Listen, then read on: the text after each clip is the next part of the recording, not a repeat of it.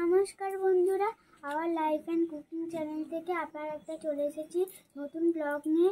আজ শীতকালে এই সোনালি সন্ধ্যায় আমাদের পিকনিক হচ্ছে, মানে একটা ছোট ফিস্ট হচ্ছে।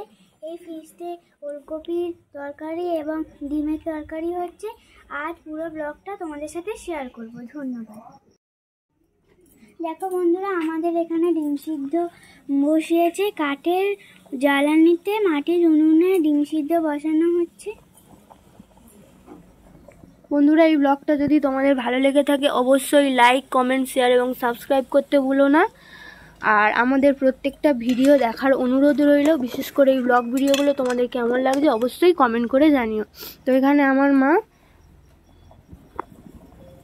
ডিমগুলো সিদ্ধ করে নিচ্ছে, ছোটো মাছের দিকে কাটাকাটি করছে।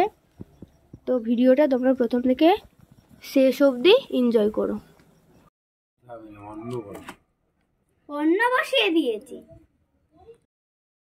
দেখো, কারণ ভাতটা প্রায় হয়ে এসেছে, এবার নামিয়ে নেওয়া হবে।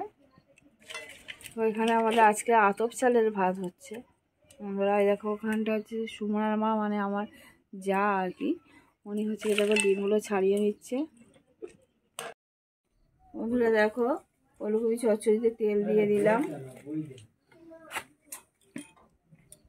ওলকপি চচ্চড়ি বসছে বলো।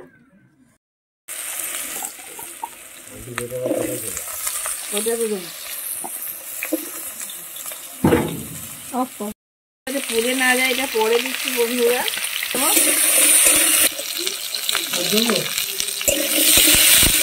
কাঁচা লঙ্কা দিয়ে দিলাম। ভাজা হয়ে গেলে আমি আদা বাটা দেবো। দেখো, আদা বেটে নিয়েছিলাম, সেটা দিয়ে দিলাম। দিয়ে আদাটাকেও ভালোভাবে ওলকপির সঙ্গে আমি ভেজে নেব মিনিট খানেকের মতো। তারপরে আমি হলুদ লঙ্কা দেবো, দিয়ে দিচ্ছি। লঙ্কা গুঁড়ো দিয়ে দিচ্ছি। যেহেতু কাঁচা লঙ্কা দিয়েছিলাম সেগুলো বেশি লঙ্কা দিলাম না। এবার স্বাদ অনুযায়ী লবণ দিয়ে দেবো। লবণ দিয়ে দিচ্ছি স্বাদ অনুযায়ী। জল দিয়ে দিচ্ছি সামান্য, যাতে মশলাটা পুড়ে না যায়। যেহেতু উনানে রান্না হচ্ছে বন্ধুরা।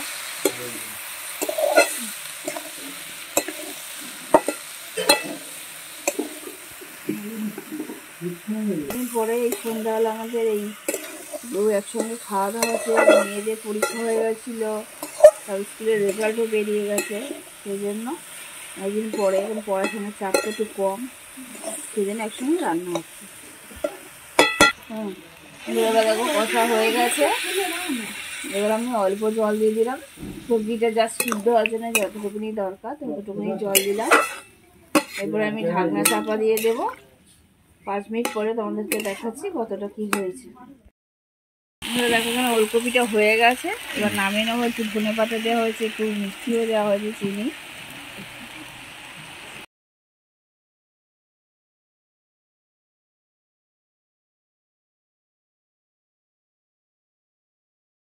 বন্ধুরা, এরপরে আমরা ডিমটা ভেজে নিচ্ছি ডিমের তরকারির জন্য। যেতে লবণ আর হলুদ দিয়ে মাখানো হয়ে গেছে। কড়াই তেল দেওয়া হয়ে গেছে, কড়া গরম হয়ে গেছে। এরপরে ডিমগুলো আস্তে আস্তে ছেড়ে দেবো।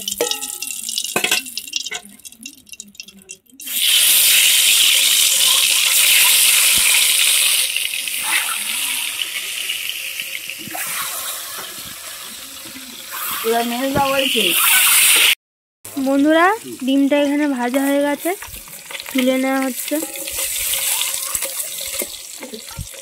উনুনটা বেশ ভালোই ধরেছে। এরপরে এই তেলের ওপরে আলুটা ভেজে নেওয়া হবে। আলুগুলো দিয়ে দেওয়া হচ্ছে। ডিমটাকে আজকে মাংসের তরকারির মতো রান্না করা হবে, কষা কষা। বন্ধুরা, আমাদের এরকম পিকনিকের আরও ব্লগ ভিডিও আমাদের চ্যানেলে দেওয়া আছে, তোমরা চাইলে চ্যানেলে ভিজিট করে দেখে নিতে পারো। বন্ধুরা, এবার একটু লবণ আর হলুদ দিয়ে দেওয়া হচ্ছে।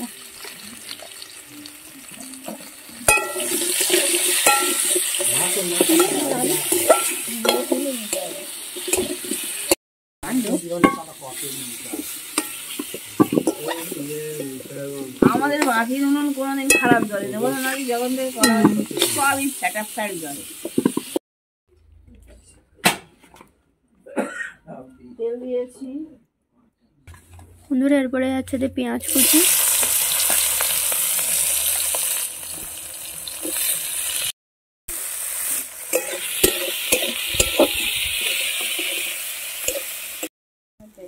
আদা রসুনের পেস্ট, সামান্য জল দিতে হবে। তোমরা দেখো বন্ধুরা, আমরা কিন্তু তেল একদম অল্প খাই।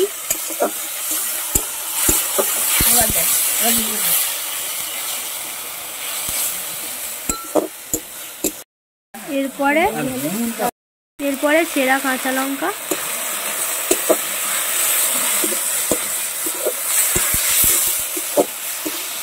পরিমাণে লবণ, যাতে টমেটোটা ভালোভাবে সেদ্ধ হয়ে যায়।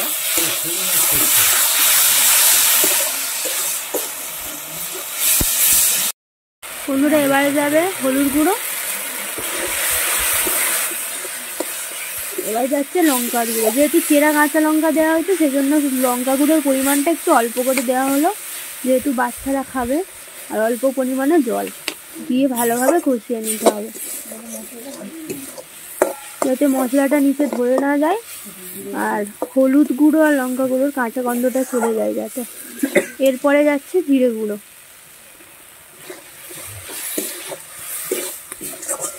বন্ধুরা, আমাদের ভিডিওগুলো কেমন লাগছে অবশ্যই কিন্তু কমেন্ট করে জানিও। আর আমাদের এই রেসিপিগুলো ট্রাই করে দেখো তোমরা বাড়িতে কেমন লাগলো। খুব সিম্পল ঘরোয়া পদ্ধতিতে কীভাবে আমরা রান্না করি সেটাই তোমাদের কাছে তুলে ধরলাম। আর মাটির উনুনে কাঠের জালে এর টেস্ট কিন্তু খুব সুন্দর হয়।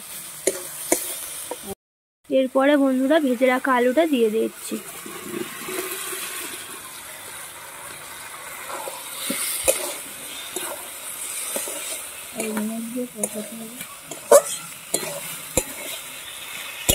বন্ধুরা, এবার জল দিয়ে দেওয়া হচ্ছে, আরো জল দিতে হবে। এখানে মগটা কোথায় গেল? বন্ধুরা, এরপরে ডিম দিয়ে দেওয়া হচ্ছে, ভেজে রাখা ডিমটা।